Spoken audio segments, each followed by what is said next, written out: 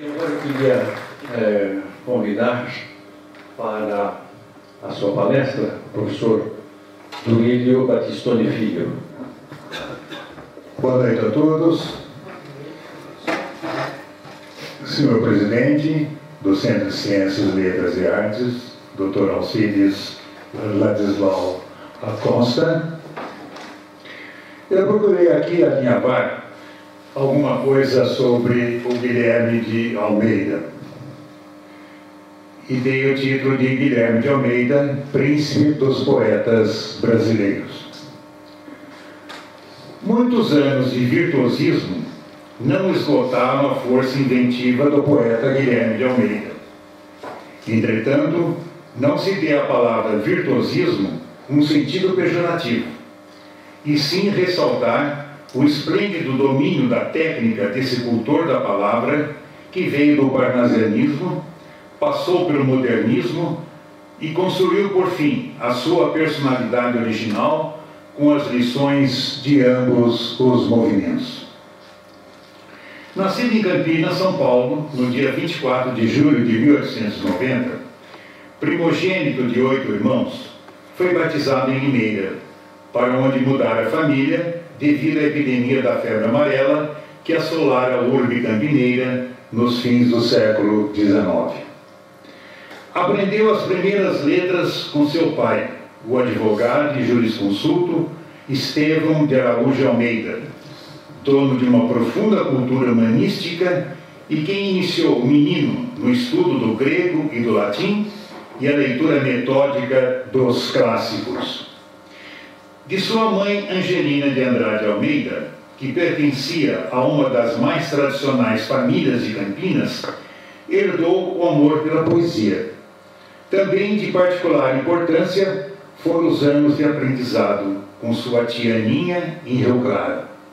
Frequentou os colégios Feitosa em Araras, Culta Ciência de Campinas, o Colégio São Bento, na capital, São José de Pouso Alegre, Minas Gerais. Bacharelou-se em Direito na Faculdade do Largo São Francisco, em dezembro de 1912.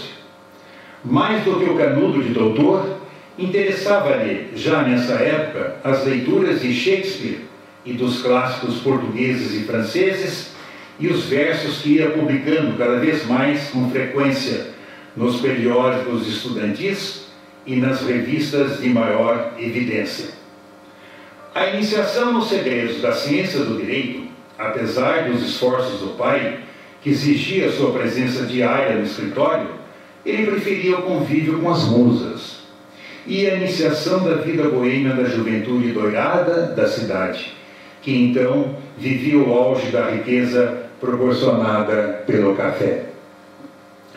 Poeta aos 14 anos, escreveu seu primeiro soneto, A Morte, sob a influência de Antero de Quental, após recuperar-se de insidiosa moléstia que lhe roubara a memória. É maravilhoso nascer outra vez, diria ele, tomado de estranha emoção. Comecei duplamente pelo fim, afirmava, pela forma mais difícil de poesia, que é o soneto, e pelo tema que foi a morte. Seu primeiro livro, publicado Nós, apareceu nas livrarias de São Paulo no dia 8 de julho de 1917, pouco depois de o poeta ter vencido o concurso para a criação do brasão da cidade. Em 13 sonetos, esse livro de estreia conta um caso de amor que pode acontecer na vida de qualquer pessoa. O poema recebeu da imprensa brasileira e portuguesa cerca de 1.200 críticas. O êxito do livro animou Guilherme a cuidar de novas publicações e, em pouco tempo, tornar o seu nome conhecido no Brasil inteiro. Sua maior emoção foi quando, ao tomar um bonde no centro de São Paulo, e viu uma operária lendo o seu livro Nós. A Nós seguiram-se A Dança das Horas, o livro de horas de Sora Dolorosa, além de Messidor. Por ocasião da Semana de Arte Moderna de 1922, o poeta empenhou-se na consolidação do seu ideário, através de medidas práticas como fundação, financiamento, coordenação e desenho da capa da revista Claxon, mensário explicativo do modernismo, dado seu interesse pelas artes gráficas, além de conferências em Porto Alegre e Recife. Nesse mesmo ano, recebeu uma carta em francês de uma admiradora do Rio de Janeiro, que se negava a se identificar, mandando-lhe de cada vez o pedaço de uma fotografia diferente para aguçar mais a curiosidade do destinatário. Então, ocorreu o lançamento de um livro de Guilherme, a que a jovem compareceu, e quando se aproximou do poeta para o autógrafo, sem que nada dissesse, Guilherme teve a certeza de que aquela era a sua correspondente especial. Houve entre ambos uma paixão fulminante que os levou ao casamento. No ano seguinte, o poeta casava-se com Belquis Barroso do Amaral, da Sociedade Carioca. Chamada de baby na intimidade, fez-se companheira ideal do poeta, sua musa permanente. Era bela, alta, clara, elegante e culta. Em Guilherme atendia a providência o apelo a Gonçalves Dias: dá-me, Senhor, uma mulher que escute o meu silêncio. A nomeação do poeta, pouco antes do casamento, para o cargo de secretário da Escola Normal do Brás, em São Paulo, visava dotá-lo de um ordenado regular para atender aos encargos de sua nova situação civil, acrescida de novas responsabilidades com o nascimento do filho Gui em agosto de 1924. O seu poema Raça, de forte índole modernista, de marcante beleza, certo preciosismo de sentimento e forma, é de forte conotação nacionalista. Viu o Brasil, primeiro os portugueses, depois o contato com a terra, o indígena, a Vera Cruz, que avançara do fundo do horizonte naquele dia da Páscoa, e finalmente o sangue da África, o negro fecundador do nosso deserto. Cremos que são versos selecionados para a posteridade, porque emanam o cheiro do Brasil, trazem o gosto da carne de nossos frutos e inebriam com a cantiga afrodisíaca do nosso mormaço. Vamos reproduzir apenas o fragmento em que se faz uma descrição do brasileiro e seu modo de vida. Aspas. Branco, verde, preto, simplicidade, indolências, superstições. O quarto do dióspede e a pousada, a rede e o cigarro de palha, o São Benedito e as assombrações. Donas de casa pressimosas fazendo a merenda, quindins bombocados, altos mastros de São João e os cabos de boi gemendo, e os monjolos tossindo e as enxadas tropeçando nas roças capinadas. E a terra torrada, a terra torresmo, a terra estorricada, no forno crepuscular das queimadas para o nascimento simétrico e verde dos cafezais. Violões nos morros mulatos, machiches políticos, tosses, pitos e pinga na luz dos candeeiros, foguetes, cervejas eleitorais, o protesto indolente e o sonho com palpites nas noites inquietas. Fecha aspas. O crítico Sérgio Millier, na revista Terra Roxa e Outras Terras, tratou do poema, que considerou a realização mais alta de Guilherme. Não tem partes melhores ou piores, assinala. É um todo muito nítido, com as sombras, de vez em quando, das imagens mais violentas. Não adianta citar versos, é preciso ler o poema todo. Guilherme sempre dizia que há no mundo uma necessidade constante de beleza. Por isso, Raça mantém-se de pé, nas estantes e no tempo, quaisquer que sejam as pequeninas escamoteações de textos de tantos escrevinhadores que falam sem saber do que falam. No longo período de 1925 a 1947, publicou apenas um livro de poemas intitulado Você. Tudo mais, incluindo Acaso, foram compilações de poemas já publicados. junto com uns poucos inéditos e algumas traduções. O que parece fora de dúvida é que a poesia de Guilherme afirmou e, de certa maneira, prenunciou no Brasil a modernidade da poética ocidental, fundamentalmente através do seu mais pujante e emblemático elemento formal, que é o ritmo. Foi buscar nos cancioneiros medievais as assonâncias, as semelhanças de sons. Conhecedor dos sistemas métricos aboengos, prazia-lhe remoçá-los às demandas de seu estágio de criatividade. Membro, a partir de 1928, da Academia Paulista de Letras, foi o primeiro autor modernista a ser eleito para a Academia Brasileira de Letras, onde foi recebido a 21 de junho de 1930. Como regozijo, os amigos ofereceram-lhe um jantar. O cardápio, impresso para a ocasião, era encimado pela seguinte frase jocosa, que o homenageado deveria ter entendido ao pé da letra como uma profética advertência. Os amigos de Guilherme de Almeida resolveram comê-lo antes que a academia o faça. Quando eclodiu a Revolução Constitucionalista de 1932 em São Paulo, Guilherme foi dos primeiros a se alistar na 2ª Companhia do 1º Batalhão da Liga da Defesa Paulista. Lutou bravamente na região de Cunha. Ter sido soldado raso durante a Revolução foi a mais duradoura de minhas satisfações. Foi diretor do Jornal das Trincheiras, no qual expôs suas ideias revolucionárias, chegando a ser preso e condenado ao exílio em Portugal, onde foi recebido com todas as honras na Academia de Ciências de Lisboa, cidade onde há uma rua com seu nome. Nessa época, produziu as mais lindas páginas, revelando o seu épico que viria enriquecer ainda mais a nossa literatura, para a qual foi já tão pródigo. Marcha, soldado, marcha o teu passo na história, deixa na terra uma pista, deixa um rastilho de glória.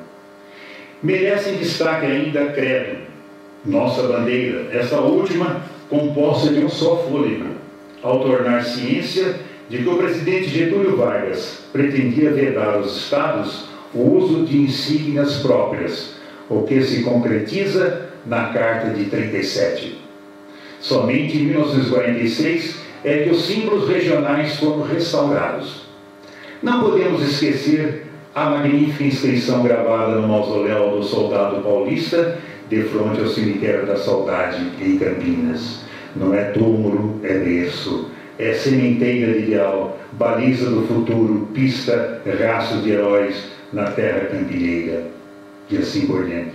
Seu amor a São Paulo era tão intenso que todo ano, no dia 9 de julho, pedia à esposa que hasteasse em sua casa a bandeira paulista. Poeta dos grandes movimentos nacionais, foi a alavanca que impulsionou os nossos briosos soldados nos campos da Itália, com a vibrante letra da canção do Expedicionário, musicada por Espartaco Rossi. Está sempre na nossa memória a beleza desses versos. Você sabe de onde eu venho? Venho do morro, do engenho, das selvas, dos cafezais e assim por diante. É realmente comovente. Entre os muitos títulos com que o distinguiram, destaca-se de Príncipe dos Poetas Brasileiros, que lhe foi conferido em votação nacional em 1959, durante o jantar oferecido pelo presidente Juscelino Kubitschek. Nada disso, porém, o tirou do obscuro cargo que ocupava na Escola Normal do Brás, ou que o libertasse da obrigação diária de ter de escrever para os jornais, por uma simples questão de sobrevivência sob o pseudônimo de Urbano. Um ano mais tarde, por ocasião da inauguração de Brasília, foi o orador oficial, com a belíssima oração Prece Natalícia a Brasília, que ele próprio considerava sua obra-prima. Paulo Bonfim, que alguns consideram o sucessor de Guilherme, comenta que era costume do poeta receber os amigos em sua residência, primeiro na Pamplona e depois na Macapá, para noitadas inesquecíveis em que discorriam os mais diversos assuntos, desde a Grécia clássica, poesia provençal, literatura, botânica, futebol e até cinema. Aliás, diga-se de passagem, Guilherme foi crítico da sétima arte e sua musa era Greta Garbo. Traduziu os poetas simbolistas franceses como Baudelaire, Mallarmé e Verlaine. Certa ocasião, Paulo levou o poeta Jorge Maltner à casa de Guilherme. O encontro produziu tamanha impressão no jovem escritor que exclamou ao despedir-se: "Mas esse homem é um bruxo." Pareus e Siqueira consideravam o feiticeiro do verso, e Lúcio Ventura o bruxo da palavra e do sentimento. Sim, Guilherme era um iniciado, e a poesia sua ciência sagrada. Cassiano Ricardo, em um estudo publicado na revista da Academia Paulista de Letras, fala das antecipações, entre aspas, do poeta, em cujos versos visuais e concretos pratica aquilo que os jovens poetas julgam ser iniciação. A verdade é que foi além do seu tempo. Não contente com tamanho virtuosismo, deu-se ao volume intelectual de produzir arcais, tendo conhecimento do gênero nipônico através do seu cultor mais conhecido, Basro, na tradução de Fitzgerald. Guilherme partiu para a elaboração de poemetos próprios, valorizando-os com a introdução de rimas inexistentes no japonês. O haikai não é um poema de amor, é de estação, é com verbete de um dicionário e deve ser, antes de tudo, espontâneo, obtido como quem pega um inseto em voo. Contém 17 sílabas, dispostas em 3 versos, o primeiro de 5, o segundo de 7 e o terceiro de 5 sílabas. Vejamos alguns arcais guilhermianos. O sono. Um corpo é um trapo. Na cara, as pálpebras claras são de esparadrapo. Sabedoria. Uma ave poisada no para-raio olha para o céu e há trovoada. Israel Dias Novaes, meu companheiro na Academia Paulista de História, me contou certa vez que, juntamente com seus colegas parlamentares, foi convidado para visitar o Japão, onde participou de uma audiência em Tóquio com o príncipe Akihito, na época herdeiro do trono e depois imperador. Hoje tem o seu filho como sucessor, né? Através de um intérprete, Israel contou ao príncipe que havia no Brasil um poeta chamado Guilherme, cultor do haikai. Akihito deteve-se ante a notícia do intérprete e, entusiasmado com semelhante notícia, pediu imediatamente o endereço do poeta e pormenores de sua poesia. Quis saber tudo, sobretudo como os mini-poemas de Basro eram recriados da língua original para o português. Guilherme recebeu muitas homenagens de diversas partes do país. Sempre amou sua Campinas, com a qual disse ter cometido uma injustiça quando foi eleito príncipe dos poetas brasileiros. Aceitava homenagens de vários cantos do Brasil, mas não tivera tempo de ir receber, até aquele momento, em loco, os aplausos de seus conterrâneos, o que aconteceu somente em 1962. O Diário do Povo de Campinas organizou à época uma grande homenagem ao poeta e o convite partiu do então prefeito Miguel Vicente Cury. Blogueira, como era, relatava a história de um cidadão que disse, aspas, não é preciso perguntar a um campineiro se ele é de Campinas. Se eu é, vai logo dizendo. Se não, por que humilhá-lo? Em um outro retorno à cidade, aconteceu a 20 de dezembro de 1968, quando foi homenageado pelo Clube dos Poetas, convidado pela poetisa Arita Petená, com um jantar na cabana do Círculo Militar. Ao agradecer, dizia o poeta, olha, essa terra útil que ainda sonha, porque acredita nos poetas, essa terra nesse instante é nossa, bem nossa, sempre nossa, cada vez mais nossa, Campinas. E a certa altura conclamava, Campinas, amorosa amada minha, de vós trazendo a luz do meu primeiro dia, o amor dos meus e o amor aos meus. Eu deixei de ser eu para ser nós. Essa visita marcou o seu coração. Guilherme gostava de conversar. Amava as flores, as crianças e os cães. Era um emotivo, mas seu ar parecia sempre austero. Falava muito rápido. Tinha sempre uma palavra de estímulo para os jovens. Esclarecia aos que o procuravam sobre dúvidas a respeito de jovens, de poemas e autores. Tinha boa memória, sabia todos os versos de cor, nunca demonstrava impaciência ou mau humor e dava à imprensa todo o tempo necessário. Recebia muitas visitas em seu escritório e muitos telefonemas. Seu escritor preferido era Shakespeare e, entre os nacionais, Graciliano Ramos. Aos amigos sempre dizia: se pudesse recomeçar a vida, gostaria de ser tabelião, numa cidadezinha bem obscura do interior. Adorava a música, e seus compositores prediletos eram Mozart, Bach e Brahms, e o brasileiro Noel Rosa, que ele considerava um gênio. Escrevia poesia à mão e artigos de jornal diretamente na máquina. Era torcedor do São Paulo Futebol Clube. Seu prato predileto era cuscuz e leitoa bururuca. Tinha horror a remédios. Santo Antônio era o santo de sua devoção.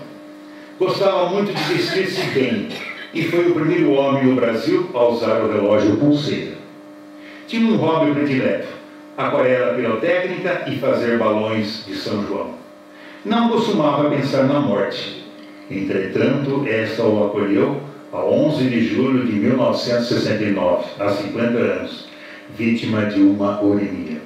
Seu corpo foi velado no saguão da Academia Paulista de Letras. Pouco depois foi sepultado no Mausoléu dos Mortos de 1932, no Ibirapuera. Paulo Bonfim, na ocasião, tomado de grande emoção, proferiu um poema de Guilherme: Oração ante a última trincheira. Assim termina a vida daquele que foi o poeta da paulistanidade, revolucionário e herói, o mais paulista dos vates de São Paulo, que cantou ao longo de seus passos as belezas da criação divina. Muito obrigado.